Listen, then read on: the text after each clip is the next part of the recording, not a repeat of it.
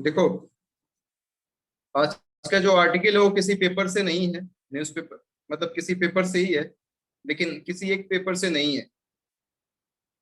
आप लोगों को पता होगा, एक दिन पहले अग्निपथ एक स्कीम आया है जिसको गवर्नमेंट ने लॉन्च किया है।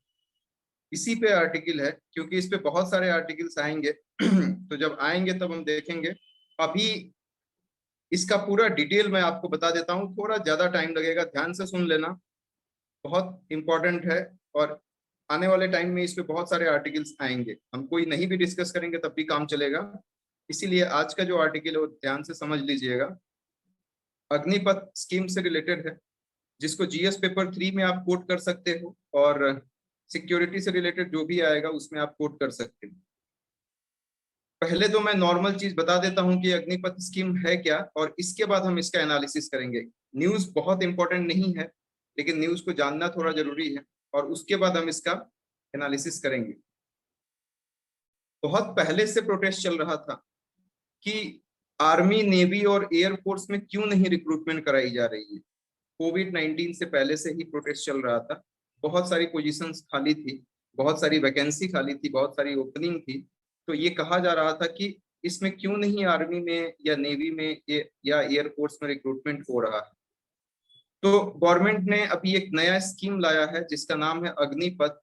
और हर साल मतलब एवरी ईयर 40 से 50 हजार लोगों को रिक्रूट किया जाएगा। और अब ध्यान से सुनना, 45 से 50, 45,000 टू 50,000 लोगों को रिक्रूट किया जाएगा आर्मी में, नेवी में और एयरफोर्स में हर साल। और इसमें दिक्कत यह है कि 75% लोग रिटायर कर जाएंगे 4 साल के बाद। मतलब यदि मान लीजिए कि 100 लोगों को रिक्रूट किया गया, ये मैं बताने के लिए कह रहा हूँ, रियलिटी से इसका कोई वास्ता नहीं है। तो इसमें से 75 लोग 4 साल के बाद रिटायर हो जाएंगे, और बाकी जो बचेंगे 25%, 25% वो परमानेंट सर्विस कमीशन में जाएंगे, जिसमें वो 15 साल तक सर्व करेंगे। तो यही कहानी है पूरा का पूरा। एलिजिबिलिटी क्राइटेरिया की बात करें तो एज 17.5 से लेकर 21 ईयर्स तक, मिनिमम एज 17.5 साल, मैक्सिमम एज 21 साल होगा। ऑफिसर ग्रेड से नीचे की जो जॉब है वो इसमें लगेगी, और 6 मंथ्स की इनको ट्रेनिंग दी जाएगी। रिटायर होने के बाद इनको पेंशन वगैरह कुछ भी नहीं मिलने वाला है। एक्स सर्विसमैन को जो भी पेंशन बेनिफिट मिलता है वो कुछ नहीं मिलने वाला है। अब कितनी सैलरी मिलेगी? पहले साल में इनको 30,000 सैलरी मिलेगी, जिसमें से 21,000 इनको मिलेगा इन हैंड, और 9,000 निधि, सेवा निधि में जमा होगा। सेवा निधि मतलब उनका पैसा रिटायरमेंट के बाद मिलेगा। सेवा निधि में 9,000 रुपए जमा होगा, और 21,000 रुपए उनको मिलेगा इन हैंड। सेकेंड ईयर मतलब दूसरे साल में 33,000 मिलेगा, और उसमें से कुछ पैसे कटेंगे। फिर थर्ड थर्ड ईयर में उनको मिलेगा 36,500, और लास्ट ईयर उनको मिलेगा 40,000, जिसमें से 12,000 उनका जमा होगा। तो कुल मिला जुला के देखा जाए तो 70% जो सैलरी होगी वो इनको इन हैंड मिलेगी, और 30% जो है वो सेवा निधि में जमा होगा।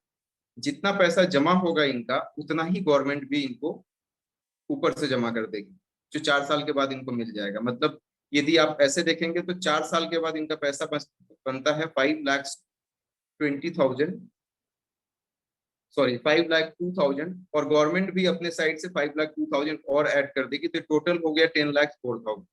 अब चूंकि इस पैसे पे इनको इंटरेस्ट भी मिलेगा, तो ये ओवरऑल हो जाएगा 11,70,000 या 71,000 के आसपास। ये 4 साल के बाद इनको इतना पैसा मिल जाएगा। इसके बाद इनको कोई पेंशन वगैरह कुछ नहीं मिलेगा। अब 4 साल में 48 लाख का लाइफ इंश्योरेंस कवरेज मिलेगा इनको, और इसके साथ साथ यदि इनकी डेथ हो जाती है लड़ाई करते हुए तो 1 करोड़ रुपए इनको मिलेगा। इसके साथ साथ 90 दिनों के अंदर ये पूरा का पूरा रिक्रूटमेंट कराया जाएगा। और एक और इंफॉर्मेशन है, जैसे ये रेजिमेंट है ना, Rajputana regiment, Madras regiment, Jat regiment, तो ये सब अब रेजिमेंट हटा दिया जाएगा, और all India all classes regiment system को इंट्रोड्यूस किया गया है। ये पूरा का पूरा आपका ये अग्निपथ स्कीम है, और जो इसमें जॉब करेंगे उनको अग्निवीर कहा जाएगा।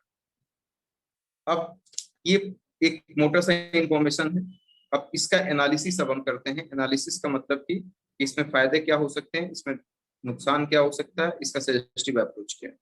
फायदे की बात करें हम, तो गवर्नमेंट ऑफ इंडिया का ये कहना है कि ये चीज हमने ऐसे ही नहीं इंट्रोड्यूस कर दिया है, हमने अलग जाके इंट्रोड्यूस किया है। फॉर एग्जाम्पल, आप ये साउथ कोरिया जाइएगा तो वहां पे 2 साल की सर्विस मैंडेटरी है, हर एक बंदे को 2 साल आर्मी में सर्व करना पड़ता है। रसिया में भी ये नियम है, और इसके साथ साथ इजराइल में भी नियम है, इवन चाइना में भी ये नियम है।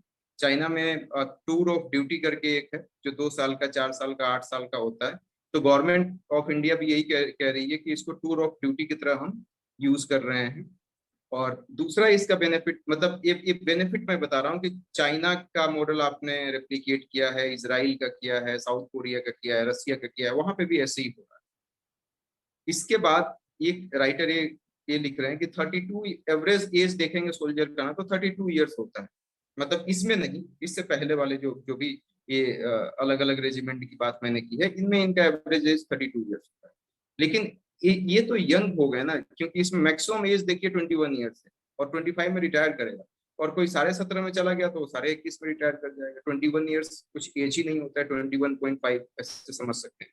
तो ये राइटर ये कह रहे हैं कि इसमें यंग ब्लड आएंगे तो और ज्यादा अच्छा होगा, उनको बेहतर ढंग से सिखाया जा सकता है।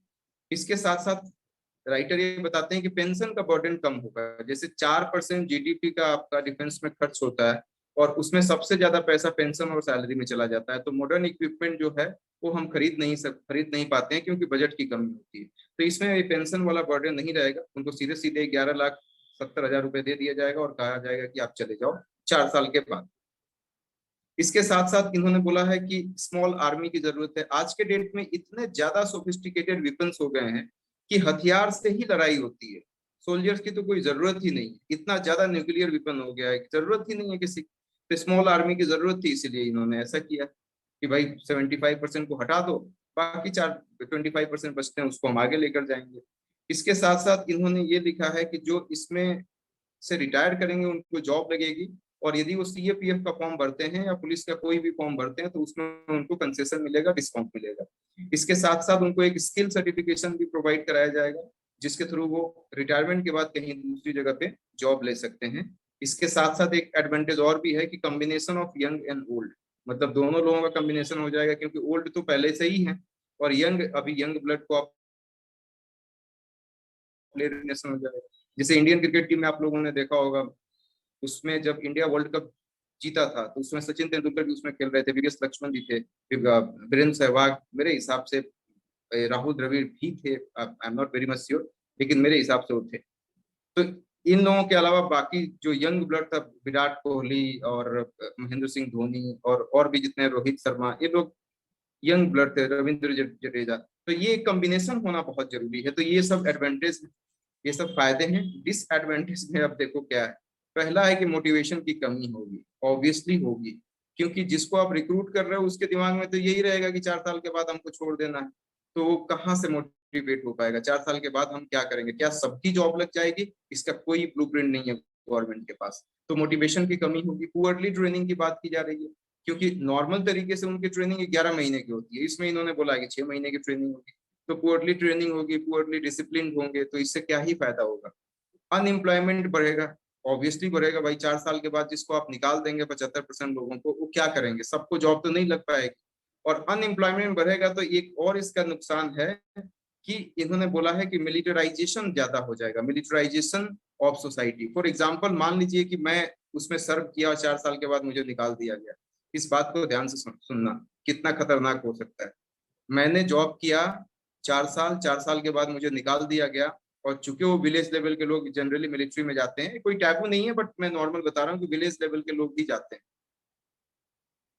तो 4 साल के बाद मुझे निकाल दिया गया और मुझे जॉब नहीं लगेगी, तो अब ये देखना, मुझे हथियार चलाने आ रहा है और मेरी जॉब नहीं लग रही है।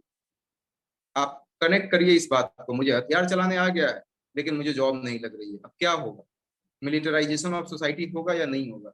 मान लीजिए कोई आतंकवादी ग्रुप मुझे हायर कर लेगा, भाई तुम हमारे यहाँ आ जाओ, तुम कहाँ क्या कर रहे हो? और जाहिर सी बात है कि यदि मुझे जॉब नहीं लगेगी तो मैं वहां चला जाऊंगा, क्योंकि हथियार चलाना तो मुझे ऑलरेडी आ रहा है। तो क्या गवर्नमेंट की मंशा है जानबूझ के इस तरीके से क्रिएट करने का है? इस पे राइटर मतलब ऐसा क्वेश्चन करके, क्वेश्चन मार्क देके आगे बढ़ जाते हैं। इसके बाद होम गार्ड अप्रोच की बात इन्होंने कहा है। होम गार्ड अप्रोच का मतलब ये हुआ कि जैसे अभी आईएएस ऑफिसर जो भी होते हैं दो तरीके से बनते हैं, एक तो ये पीसीएस क्वालिफाई करके जो आईएएस बन जाता है, और एक नॉर्मल जो यूपीएससी क्वालिफाई करके आता है। लेकिन जो पीसीएस क्वालिफाई करके बनता है उसको उतनी ज्यादा तवज्जो नहीं मिलती है, उतना ज्यादा उसको सम्मान नहीं मिलता है जितना कोई यूपीएससी क्वालिफाई करके जाता है। तो ये भी एक तरह से वैसा ही है कि ये 4 साल के लिए जाएंगे, तो इनको एक तरह से होम गार्ड अप्रोच की तरह कंसीडर किया जाएगा कि तुम तो चले जाओगे 4 साल के बाद, तुम्हारा तो मतलब टेम्पररी बेसिस पे। इसके बाद बटरिंग की बात की गई है। बटरिंग का मतलब कि अब ये देखो, जो कमांडेंट है ना उसी के हाथ में रहेगा कि किसको परमानेंट करना है किसको नहीं करना है। तो अब जितने भी लोग हैं 100, जितने लोगों को अब आपने हायर किया है वो सब बटरिंग करना चालू कर देंगे कि 4 साल के बाद उनको रख लिया जाए 15 साल के लिए। तो ये बटरिंग भी बहुत ज्यादा हो जाएगा। और administrator responsibility of JCO, JCO मतलब यही ज्वाइंट कमांडेंट ऑफिसर जो होता है, उसकी उसके हाथ में रहेगा कि किसको रखना है किसको नहीं रखना है। तो लड़ाई कहाँ करेगा, उसको तो एडमिनिस्ट्रेटिव रिस्पॉन्सिबिलिटी आपने इतना दे दिया, तो उसके उसके लिए भी दिक्कत होगी। और इसके बाद लास्ट में इन्होंने बोला है कि नो ट्रायल और पायलट प्रोजेक्ट, इसको एक तरह से पायलट प्रोजेक्ट के रूप में रखना चाहिए था, और ये सक्सेसफुल होता तो बाकी जगह पे इम्प्लीमेंट किया जा सकता था। जैसे मनरेगा में भी 2 पायलट प्रोजेक्ट पे स्टार्ट किया गया, अच्छा रिस्पॉन्स था, तो उसको और बाकी डिस्ट्रिक्ट में भी किया गया और अभी तक चल रहा है, 2005 का आया हुआ अभी तक मनरेगा चल रहा है। तो इसको भी एक ट्रायल बेसिस पे एक पायलट प्रोजेक्ट पे रखना चाहिए था, लेकिन आपने वो काम नहीं किया। लास्ट में सजेशन में राइटर यही बताते हैं कि ऐसा सही नहीं है, यही करना था तो पहले इसको पायलट प्रोजेक्ट पे आप करते, और जब वहां पे सफल हो जाता तब हम इसको दूसरे डिस्ट्रिक्ट में और बाकी जगह पे भी हम रेप्लिकेट कर सकते थे। और यदि सफल नहीं होता तो हम देखते कि क्या प्रॉब्लम है और उस प्रॉब्लम को एड्रेस करते हुए फिर आगे बढ़ाने की कोशिश करते हैं। आर्टिकल यहीं पे खत्म होता है। Thank you so much.